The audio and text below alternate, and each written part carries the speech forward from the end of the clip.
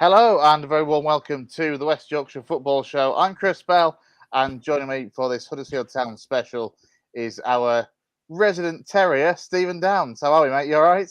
Not bad, how are you? Yes, very well, mate. Very well. Now, of course, yesterday there was the small matter of a rather big press conference for Huddersfield Town fans, one that you were fortunate enough to be there in person at, and I was fortunate enough to be on Zoom at, and have the audacity to interrupt Sir Kevin early doors just to say that he was on mute. It wasn't the smoothest of starts for the West Yorkshire show, West Yorkshire Football Show, and Kevin, but at start it was all the same.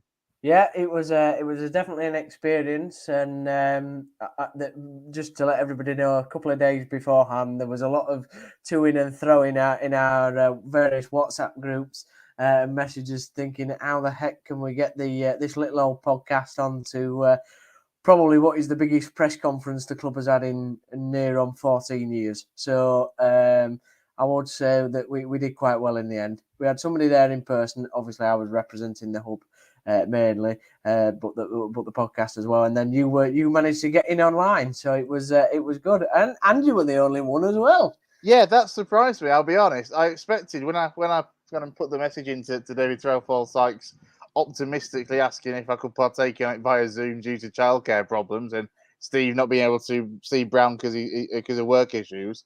I'll be honest. I thought he'd say, "Oh no," but to the club's credit, fair play to them for letting us kind of partake in it.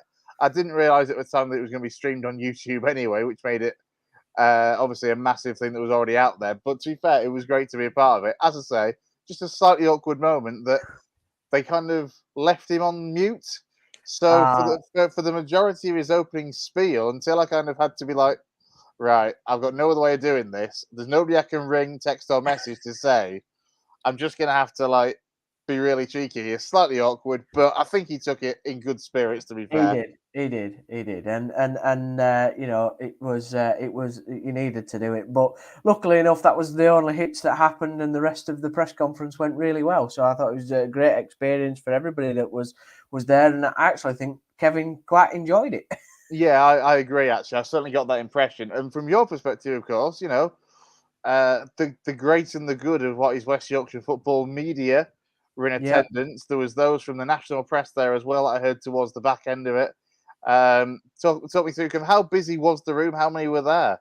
Yeah, there was a good 15 people, I would say, there, from all across. Obviously, you had Look North there, BBC Radio Leeds. You had Yorkshire Post, obviously the Yorkshire Live reporter Stephen Chicken, and then you had your nationals. So you had Sky Sports there, and Mirror. I think some might have been there as well. So there was various other organisations that were in and around the press conference. It was just really well attended. So it kind of, obviously, you know, the faces there. It was good to see, a number of people, obviously the club staff as well, which is always nice to see them.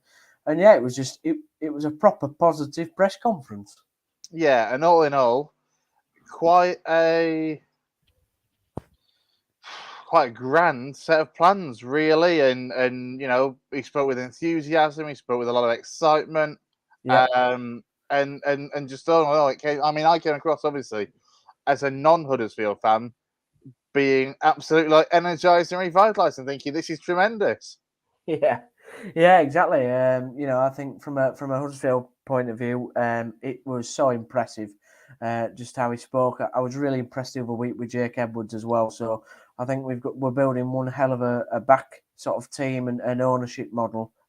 Just from the words that have been presented, obviously the proof is in the old pudding, but I'm sure the pudding will stand up to good test, and we'll see what happens going forward. But it's all very positive at the moment, and I'm certainly loving life being a Town fan, I have to say. Very privileged to be there as well. So from my point of view, thanks to the club and for Kevin letting me be in there, shook his hand, and told him thanks very much for buying us. I hope your name dropped the podcast at that point as well.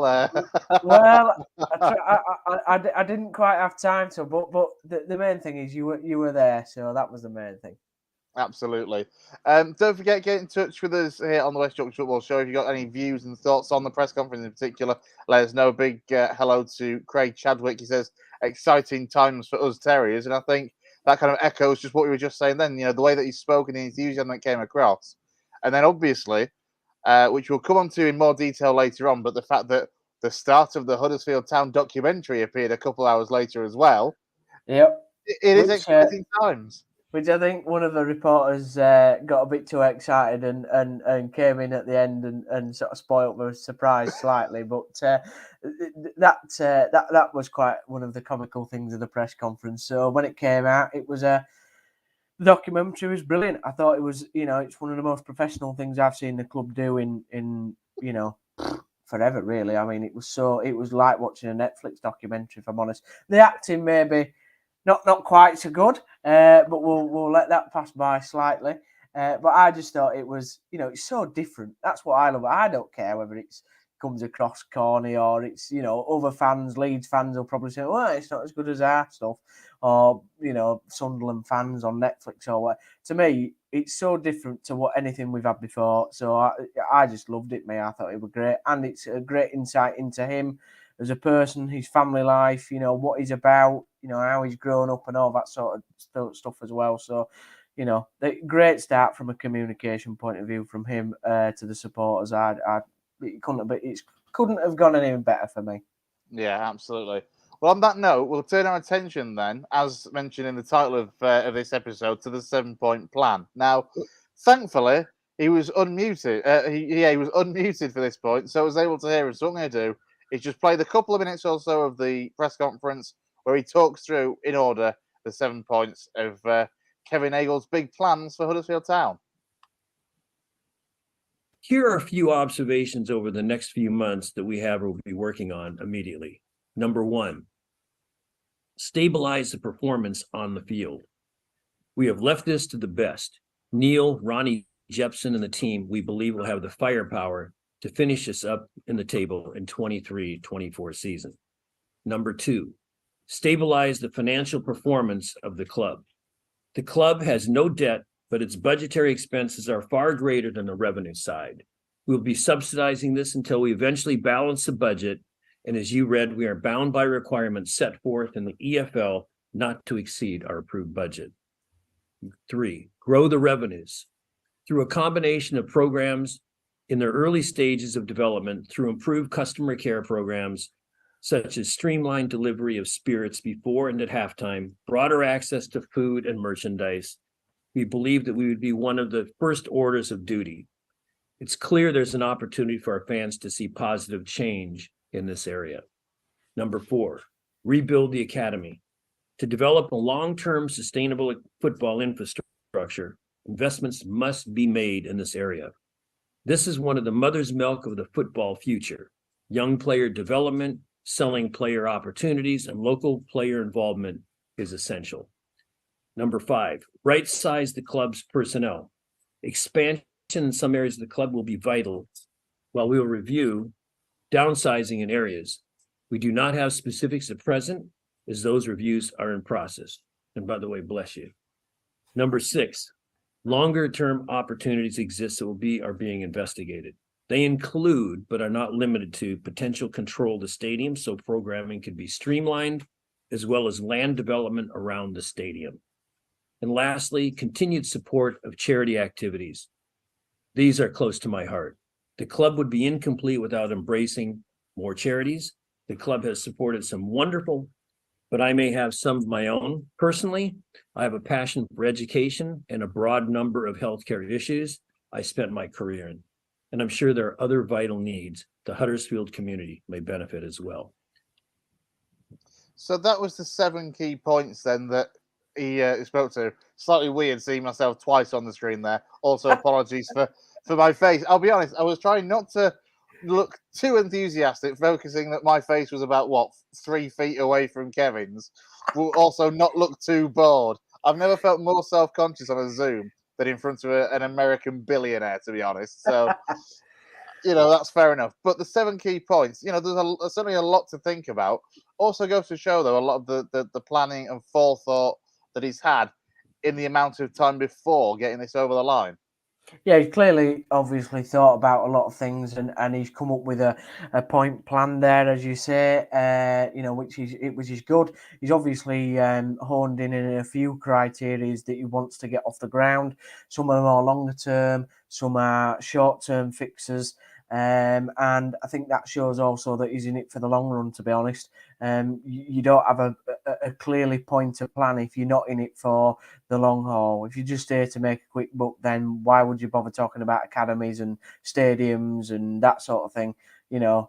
So for me, that just shows the professionalism of the guy really that's taking over us, and he's properly thought about it. I mean, to be honest, he talked about in the press conference that he'd gone for it was a 10-day period where we'd gone from never hearing about Huddersfield as a town, never mind a club, a town, to buying its football club. So, it's been even though we've had this long drawn out process because there's been certain things to sort out, it has felt quite quick in a sense from, I suppose not his point of view, but really the fact that we've had the same or similar ownership for 14 years.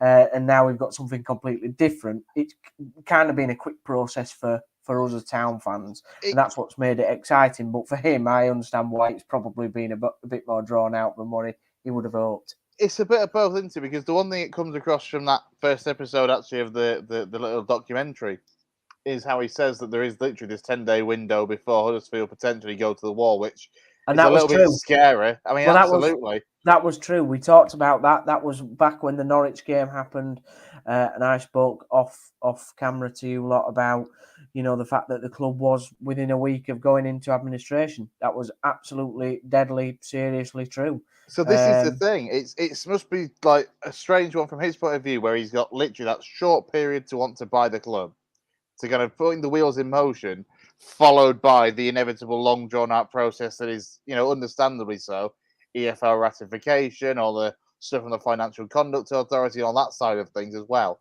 So it was a really short decision making time, followed by just a long time of waiting and seeing what happens. Exactly, yeah, and in that time, I suppose he's managed to put this. Well, he's obviously put this plan together more clearly. He's obviously had to do a couple of things to pass the EFL's owners and directors test, which, as far as I'm aware, has been streamlined and made far more stricter than what it has in the past, which is good because that means we've obviously got an owner that has passed qualities that you didn't need to pass before.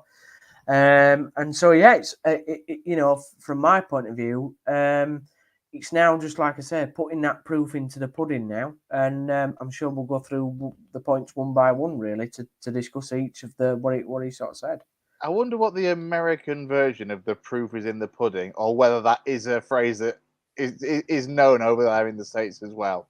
It probably is, but they've got they put that penny in. Don't they put a penny in like a Christmas pudding or something? Or do we do that here? I don't know if we do. I think it used to be done here. It used to be a shilling, but they do something like for, what is it, Thanksgiving over. Thanksgiving, yeah, it's like mid-November or something daft like that, isn't it? Yeah. Going then, as you say, kind of through those points, and starting with the first point was on the pitch, and look, he certainly has, and he said beforehand, before he went into points, the enthusiasm, desire, and kind of the belief that he has in Neil Warnock, in Ronnie Jepson, and the rest of the coaching staff. Yeah, and I say that confidence comes across, for one, in the fact that I think he said something along the lines of, we'll have the firepower to move Huddersfield up the table. I mean, exciting. That managers manage, players play, and owners look at the bigger picture. Basically, that's what he meant. So he will leave Neil Warnock, Ronnie Jepson, and co to do the management side of the squad. He has no. I don't think he will be involved in transfers, getting players. That's not what he's about. He's about the bigger picture. It's clear to see. I think he will be less hands-on than what Dean is, but hands-on enough to be able to steer the business and the club in a positive direction that it needs to go in. Whereas before, Dean, I think, was involved in looking at players, trying to do deals with chairman and all that sort of business. So I think it'll be a very different operation that goes on under Kevin. Not to say that's what Dean did was wrong, absolutely not. It's just a very different style of ownership, and obviously with him living in America most of the time, he'll have to do that anyway. He'll have to delegate that sort of process. He did say that he was looking for a house over here. I hope it's. I was going to suggest some areas. I was going to shout out Brighouse at the time, but maybe that one's gone down too well. No wrong with Brighouse, by the way. If anybody lives in it, I'm sure that if Kevin wanted to move to Brighouse, he might like to. I was just thinking Golka. I bet there's some lovely properties up Golka way. Yeah, Birkby or something. But yeah, Melbourne, some lovely areas. But in terms of the EFL directive, which sort of goes hand in hand with his first point and his second point, there are some restrictions really, because we haven't had the revenue streams over the last 2 or 3 seasons since coming out of the Premier League. All the sort of parachute payments have dried up, and therefore the money that we did bring in, you can only use a certain percentage of that for FFP rules to spend on your next season to make sure you don't go over those thresholds. So I think he won't be able to pump loads and loads of money in to begin with. I don't think that's his plan really anyway. I think it's more of a trying to see how it goes and upping the club's budgets, but not breaking the bank. But sensibly, yeah, and I think I agree with that. We don't want to see any, Watfords and Swanseas or whatever spending 90 million in one go. That's not what the club's about, and we don't want to see any financial difficulties or debts, being made up. There are no debts from what he said. That they're all paid off now, which is fantastic. That's good. That's a good position for the club to be in, and so. For him, it's probably just getting his head round of what we can spend, what we're allowed to spend, and how we're allowed to spend it, and then giving Neil the tools that he obviously needs to be successful on the field.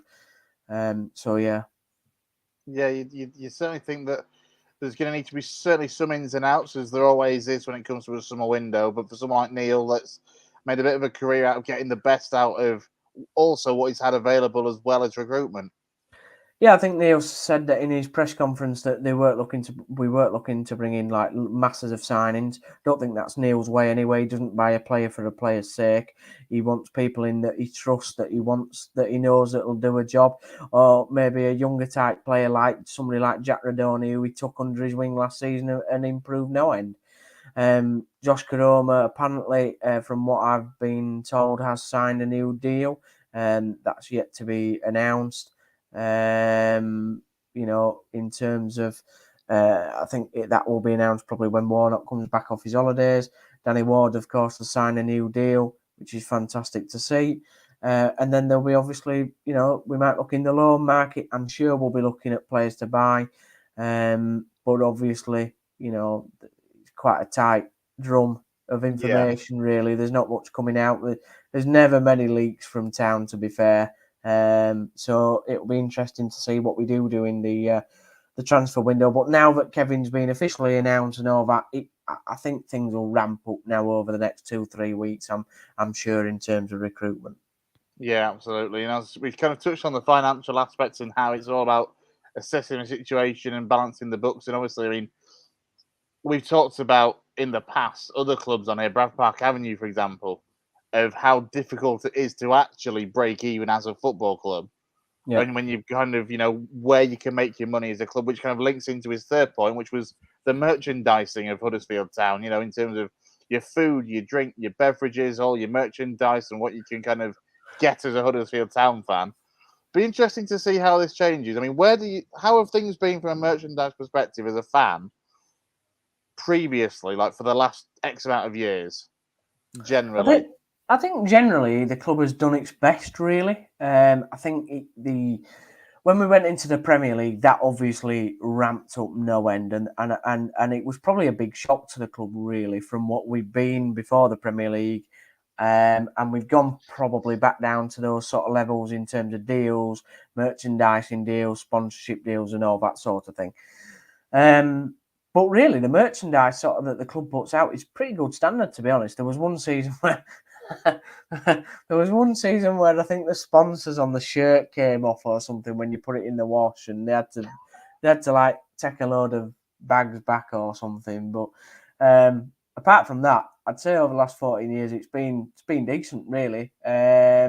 But going forward, it could be Americanized. Well, this is it. You know, you're talking about all sorts, aren't you? I mean, you know, your traditional. You have your shirt. You might have a woolly hat, scarf, gloves, and all that sort, and a cup. You know, and then whatever DVDs or posters that the club puts in. In America, they have all sorts in the shops, don't they? You know, I mean, it's endless, really. And I suppose the other thing is that in America, they sort of, what's the word? They monetize everything to its max, like literally by putting a sponsor on a teddy bear's foot. I would say stuff like that, you know, to daft levels. But in a sense, that will help the club going forward because the more money it can bring in, the more money we can spend on players and infrastructure and the rest of the plans that he wants to do. So for me, I'm all for it. What I would say is there's got to be a key balance between paying 50 quid for a shirt and then paying something like 100 quid for a shirt. We have to remember it's Huddersfield Town Football Club. It's still a working class club. You know, we're a working class town. We're in Yorkshire. We're in the north of England where, you know, the economy isn't the best. It's not central London. We're not Arsenal. We're not Chelsea. You know, where we can pay obscene amounts of money for shirts and the rest of it. So I think there's got to be a balance. I can also see, obviously, he owns Sacramento Republic in the US. So I think there might be some cross merchandising going on. There might be a few town shirts turning up in the Sacramento Republic shop and vice versa, really. So that might be an interesting avenue as well because, you know, Americans will come over to Yorkshire and want to buy a flat cap and all the rest of it, I suppose, won't they? You know, so it'd be interesting, really. And that's another exciting thing. You wouldn't think that talking about merchandise would be exciting, but it kind of is. But from a town fan's point of view, because we've never had it, it's like it'll be cool.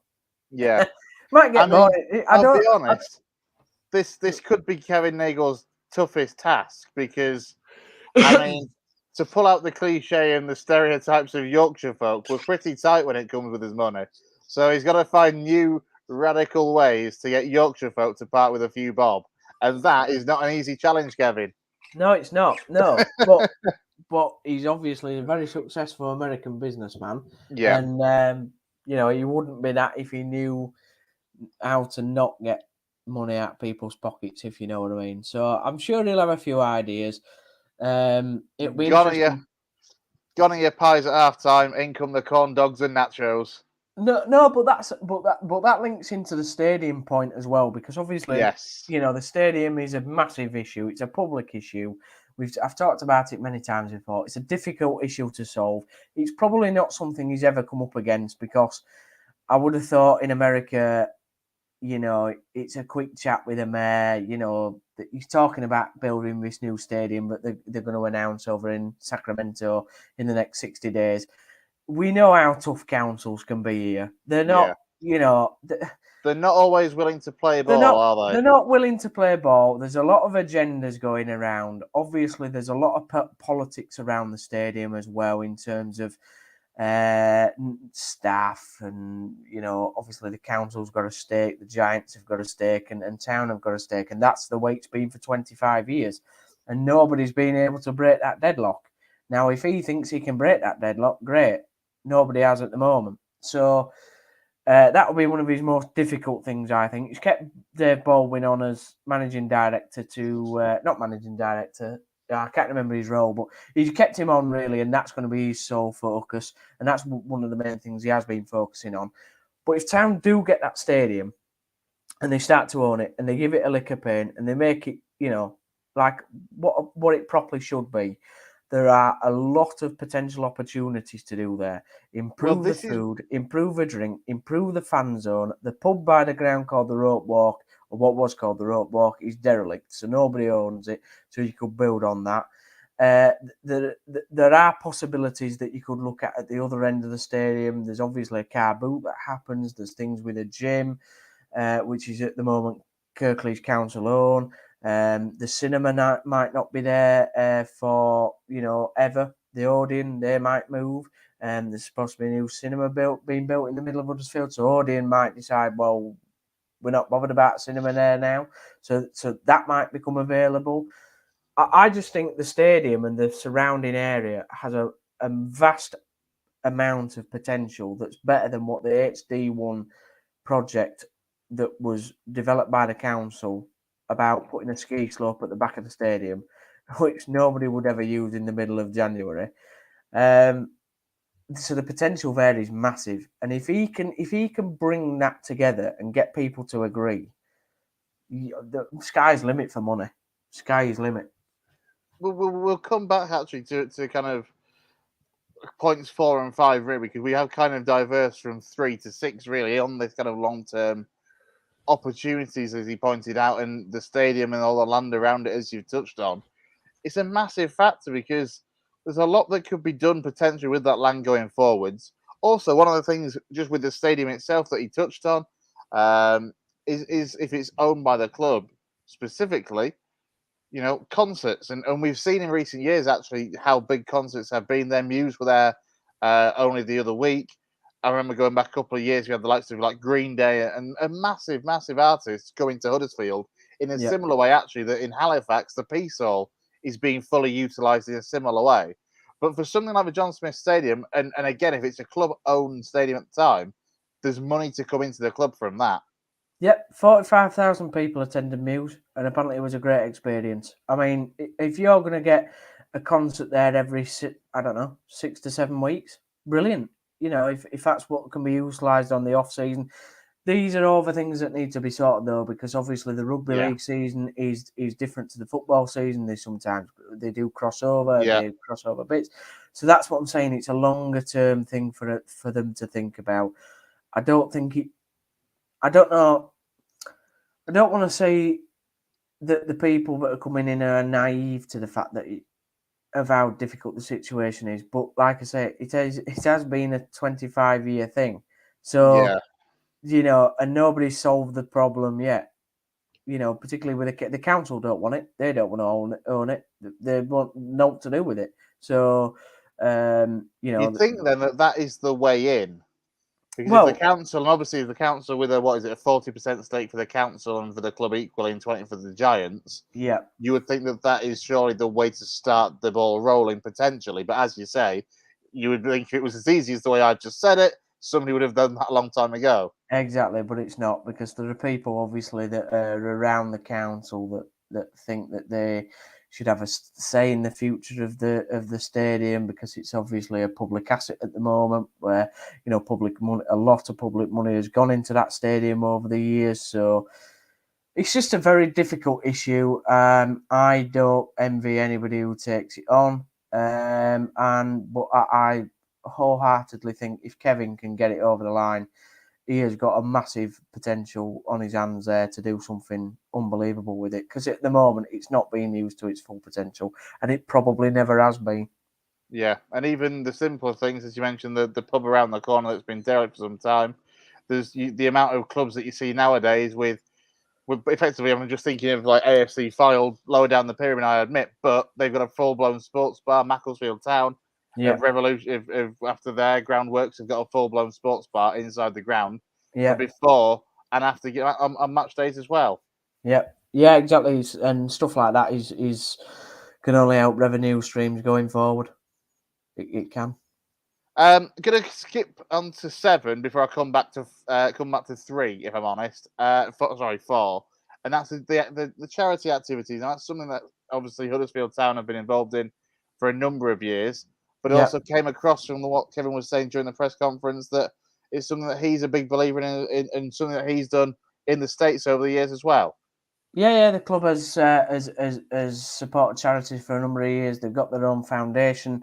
There are lots of charities around Huddersfield, fantastic charities that do different things. You've got Andy's Man Club, the Kirkwood, you've got Forget Me Not, you've got Rudy's Retreat, there's just lots of them. There's just lots of them, and they do fantastic work. And the club has supported many of them over the years, and hopefully that will continue to go forward, and the club will strengthen relationship with charities, because they're becoming more and more important as the way of the world is developing, and our society unfortunately is going the way it is.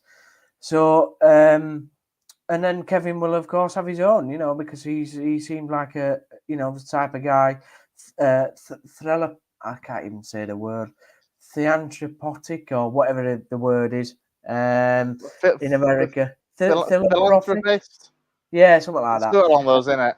And so he works very hard in Sacramento. I know that's built up a very good community base over there with that club, and supports many charities over there in the US. So I wouldn't be surprised if he does a similar thing here, really.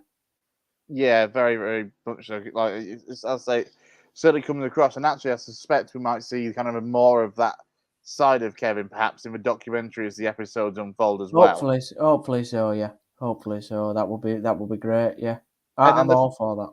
Absolutely. And then the final of the 7 points that he puts out in completely the wrong order is point number 4 for us, which was something that we certainly talked about in the past on and off at times. We've certainly talked about it when we've just been in the WhatsApp groups and that sort of thing. And that's the academy structure at Huddersfield Town. Now, this is something that obviously changed. It was the traditional academy setup for a while.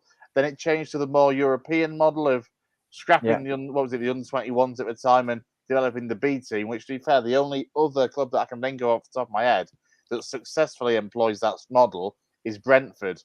Yeah. But in generally, that European model isn't the done thing. No, yeah. So the academy shut in 2017. Well, it started to shut about, I think, in 2016, and then sort of 2017 it developed into this B team model at Brentford. That's been the way that we've operated since then. We brought a couple of players through that system, but I wouldn't say it's been overly exciting or prolific really in the players. It's brought through a few. Don't get me wrong. It's developed a couple of players that we've had go into the first team, but I won't say it's been amazing. And it's there's still players that are in there that could jump up to the first team level for sure. But Kevin seemed to intimate that he will go back to an academy, a proper, what I would call a proper academy-based system, and he seemed quite happy to take on the likes of Man City, Man United, Leeds, and the rest of the big boys for those young players. And to be honest, a lot of Town fans have been asking for the academy to come back. We're very proud of the fact that a Huddersfield lad could come through and play for the club. I think that's good for the town. I think that's good for the fans. And it's the way really it should work. You should be bringing, there's lots of Huddersfield talent around. The Huddersfield Junior Football League is one of the biggest in the country. There are, thousands of children that play across Kirklees football every weekend for the majority of the year. So, if we can't be finding a player or two in all of that to develop over a number of years, then we're doing something wrong, really. And I think it's one of the things he's probably most passionate about cracking on and doing. Yeah, certainly got that impression. I mean, he described the academy setup as the mother's milk of the footballing future. Yeah, what a comment that was. That was one of his one-liners for sure. Yes, I mean, but he's right though. It's a huge thing into the academy setup and how crucial they can be. And obviously, one of the things that how we've had more time with the press conference to ask him, I would have loved to have known more about how, in particular at Sacramento Republic, he's seen that kind of academy system, benefit over there and how it works for them over there. Because you see it. I mean, the British model it's one of those. It's a very split situation, isn't it? How many players come through academies and make it? How many players come through academies and don't? But for the ones that do, as you say, the fact that you can have yourself a homegrown player in your first team is always something special. Yeah, it's. I don't really know much about the academy system in the US, if I'm being completely honest. No, I think it's quite more. I think it's quite unknown, particularly over here. What I would say though is that in some cases the British model is outdated. In some other cases, it doesn't work at all. I mean, you get like Man City, they get like 1,000 kids through. I mean, they're never going to get they're never going to all promise 1,000 kids that they're going to one day play for, the first team, because that will never happen. It'll be a miracle if one of them out of that 1,000 went through. Yeah. So, the British model is broken to an extent. There's a lot of broken hearts that go out there, these young kids that, particularly when they get to 15, 16, where they haven't concentrated on schoolwork and they've just gone for the football careers, and then they get told that they're being released and they've got nothing then to go for. It's pretty heartbreaking, really, and I don't think the FA have solved how to, to keep these young lads and women obviously coming into the sport now on an even keel, really. So if we can get back our academy, set it up properly, get it working again, I'm all for that, and I know a number of Town fans will be the same, really. Yeah, absolutely. And then the final thing that wasn't one of his points, but was something that was touched on during it. I think one of the questions, I can't remember who it was that asked, unfortunately, but was touching on the women's team. And obviously, the rise of the women's game is something that we've seen a huge amount, especially in the last 12 months or so, Yeah. since England, of course, won the Euros and obviously go into the World Cup in a week or two's time. Yeah. There was no set plans. There was no obvious kind of statement from him regarding the women's team. However, there was very much we will look at this and see what we can do to improve and support things. Yeah, I mean, I'm a big supporter of the Town women. I always have been for the last decade, really, since I first got involved as a volunteer at the club doing the media side of things. Huge amount of respect for David Mallin and how he operates that club. To be honest, he's done it for the last 20 to 25 years. He's been involved in women's football. They work on an operating budget of £50,000 a year. They're currently in a league where the top club is operating on a player budget of £200,000 a year. So their entire club budget is like 5 times, 6 times bigger than Town for the whole club. Because Town obviously don't pay their players. They're all voluntary. If you go then to the next league, which is the Championship, you're looking at clubs that are working off £500,000. Yeah. At the lowest end, if you look at the highest end, it's £1 million. And then the Super League, you're looking at 5-6 million for the top clubs, Arsenal, Chelsea, and the like. So, women's football is growing exponentially. The money going into the sport is absolutely massive. There are more clubs, men's clubs, that are joining their women's team now and giving them financial support or giving them support in other ways, whether it's marketing, kit deals, Facilities all that and that facilities, all that sort of thing. And Town are a bit behind the curve, really, and always have been with the women's team. And hopefully now it's going to be a sort of a new era, and the Town women and David Mellon can secure a bit of a deal there with Kevin and Jake Edwards going forward, because so it should be as well. Women's football should grow, and I saw some comments the other day on Twitter saying, "Oh, we don't care about women's football and the rest of it." Well, sorry, this is the way of the world now. Women's football, disability football, health football, any type of football is good, and it all needs to be supported. Yes, the men's team is the most important in terms of for those fans that go on a match day and buy the season tickets and that sort of thing. But these other sort of strands of the club need to be developed at a quicker pace, and I'm sure that Kevin and Jake will do that. Absolutely. So just to kind of wrap up then, Steve, your final thoughts then from yesterday, and kind of, on a scale of 1 to 10, just how excited are you about this coming season, and how excited are you about kind of, where Town could be in, 5 to 10 years' time?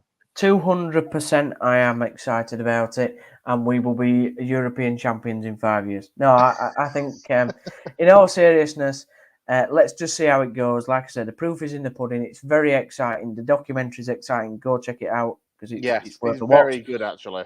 Watch the That press first conference, because it's very impressive the way he speaks. It's been a very positive start. I'm very excited, to be honest, to get the season going and see what we can produce. Like I said, it might be a slow burner in terms of the longer term stuff, but to me, we're heading in the right direction. He's obviously got a plan, and it's just exciting times. And I'm let's just see what happens. It depends what happens on the pitch, doesn't it? I might come to the first game of the season and it might be doom and gloom, but let's hope not. Let's hope not, indeed. Steve, thanks as always for joining me, mate, here on Cheers. the West Yorkshire Football Show. We'll be back very, very soon with another episode. If you've liked what you've seen from this video, do like and subscribe to our videos on YouTube and across our social media platforms. Thanks for joining me, mate. We'll be back very soon with an episode here on the West Yorkshire Football Show.